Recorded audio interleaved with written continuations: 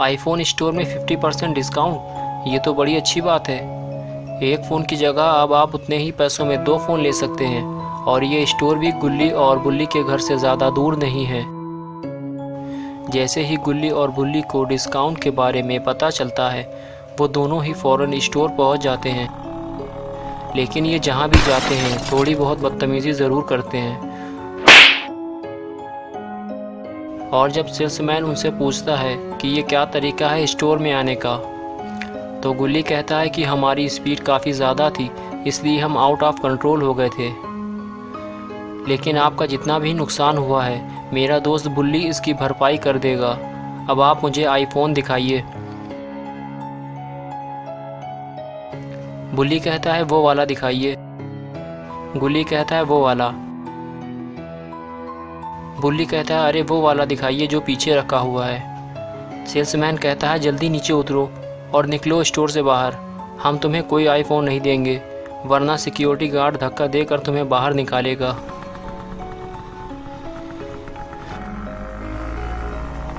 बेचारे गुल्ली और बुल्ली खाली हाथ वापस निकल आते हैं। स्टोर से बाहर आते ही एक अजीब सा दिखने वाला आदमी उनके पास आता है और गुल्ली को घूरते हुए कहता है, क्या तुम्हें आईफोन चाहिए?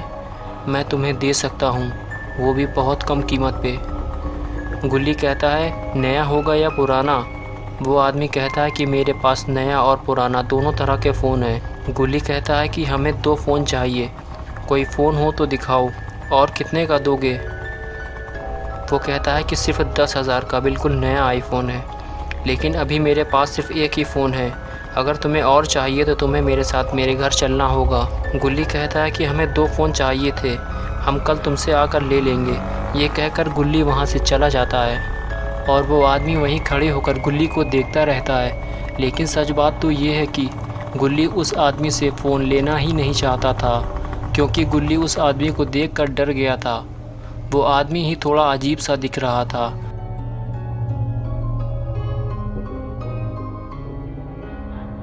घर पहुंचने के बाद गुल्ली और बुल्ली ने नेट पे सर्च करना शुरू किया कि कोई तो ज़रूर अपना आईफोन को कम पैसों में बेच रहा होगा। और तभी उन्हें एक सेलर का एड्रेस मिलता है जो कि सिर्फ 16,000 के 2 आईफोन बेच रहा है। गुल्ली और बुल्ली फ़ौरन आईफोन लेने चल देते हैं, क्योंकि उसके पास सिर्फ 2 ही आईफोन मौजूद हैं और गुल्ली और बुल्ली ये मौका छोड़ना नहीं चाहते। और अभी रात के 11 बज चुके हैं, लेकिन किसी भी तरह गुल्ली और बुल्ली को ये फ़ोन चाहिए।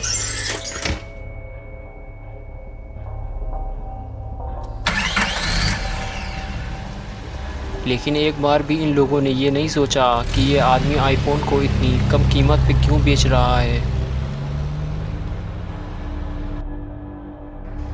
और जो एड्रेस दिया हुआ था वो काफ़ी दूर का था और वो इलाका भी बिल्कुल सुनसान सा था।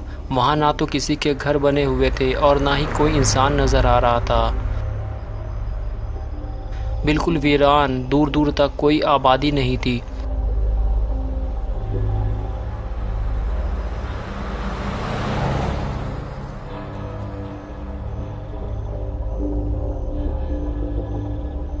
और फिर वो पुराना घर नज़र आता है जो इन्होंने नेट पर देखा था। ये बिल्कुल वैसा ही था जैसा उन्होंने नेट पर देखा था। गुल्ली कहता है ये घर तो खंडर जैसा है, मुझे नहीं लगता कि कोई इसमें रहता होगा। वो गाड़ी में बैठे बैठे ही आसपास का नज़ारा देखते हैं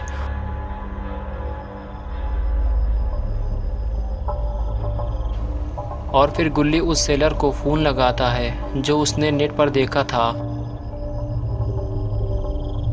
लेकिन कोई भी फ़ोन नहीं उठाता।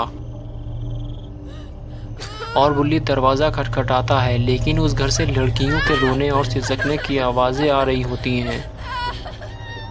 ये आवाज़ें सुनकर गुल्ली भी वहाँ पहुँच जाता है और ये दोनों ही बड़े ध्यान से वो आवाज़ सुनने लगते हैं।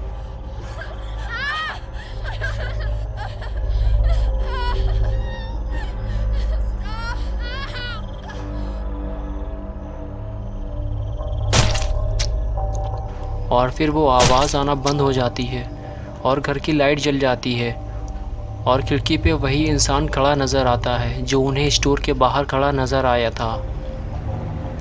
गुल्ली बुल्ली वहाँ से भागकर गाड़ी में बैठ जाते हैं।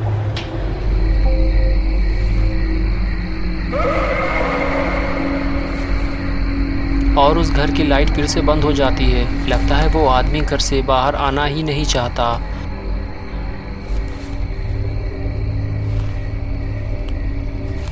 लेकिन वो तो बुल्ली के पास ही खड़ा था। उसके पास 2 आईफोन थे और उसके कपड़ों पे बहुत सारा खून लगा हुआ था। बुल्ली कहता है कि तुम्हारे कपड़ों पे इतना खून क्यों लगा हुआ है, लेकिन वो कुछ नहीं बोलता। बुल्ली कहता है कि फ़ोन लो और चलो यहाँ से। तभी वो आदमी कहता है कि मेरे साथ घर के अंदर चलो, मेरे पास और भी बहुत सारा सामान है, मैं तुम्हें दिखाना चाहता हूँ और वो मज़ा चखाना चाहता हूँ जो मैं सबको चखाता हूँ जो भी यहाँ आता है, और मेरे साथ तुम्हें भी बहुत मज़ा आएगा। ये सुनकर बुल्ली फ़ौरन गाड़ी स्पीड के साथ आगे बढ़ा देता है और वहाँ से निकल लेता है और वो आदमी उन्हें देखता रह जाता है। आखिर गुल्ली और बुल्ली को आईफोन मिल ही गए, वो भी बहुत ही कम कीमत पे।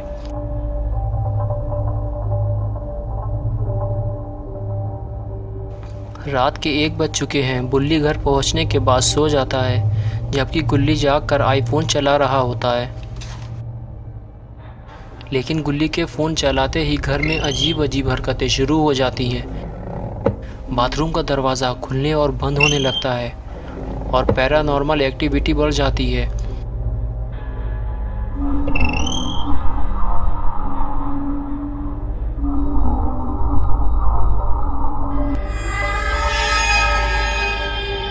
गुल्ली को ये पता भी नहीं होता कि ये सब क्यों हो रहा है।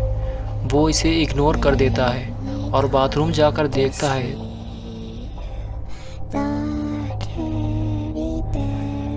तो वहाँ लिखा होता है कि मेरा आईफोन वापस करो। गुल्ली पास जाकर देखता है और फिर बुल्ली के पास भाग कर जाता है, उसे उठाता है और दिखाता है कि बाथरूम में क्या लिखा हुआ है। और फिर बुल्ली और गुल्ली बाथरूम की तरफ बढ़ते हैं और पास जाकर देखते हैं, वहाँ उन्हें कुछ लिखा हुआ मिलता है और कुछ आवाज़ें भी सुनाई देती हैं।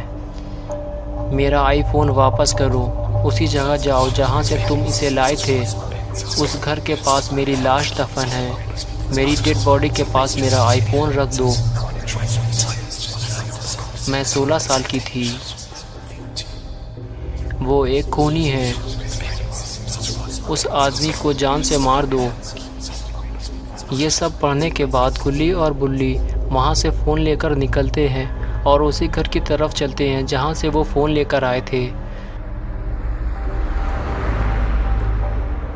लेकिन आखिर ये फ़ोन है किसका और ये फ़ोन हमें डालना कहाँ है, ये सोचते हुए गुल्ली और बुल्ली उस रास्ते की तरफ बढ़ते हैं जहाँ से वो इसे लाए थे।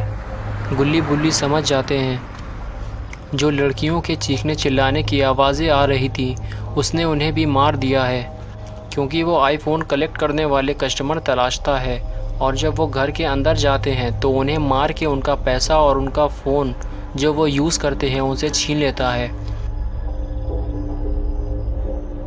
लेकिन अब जाना कहाँ है? बुल्ली कहता है कि हम उस जगह तो पहुँच चुके हैं, और तभी ज़मीन से बहुत सारे हाथ निकलकर गुल्ली और बुल्ली को घेर लेते हैं। फिर वो आत्मा नज़र आती है जो गुल्ली को पहले दिखी थी। वो इनसे मिट्टी खोदने के लिए कहती है और दोनों मिट्टी खोदने के काम में लग जाते हैं।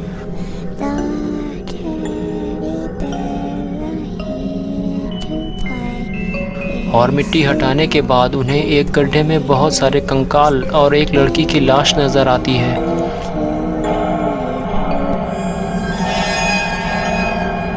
और उसके बाद वो आत्मा उस लड़की के अंदर समा जाती है और तभी लड़की उठ बैठती है।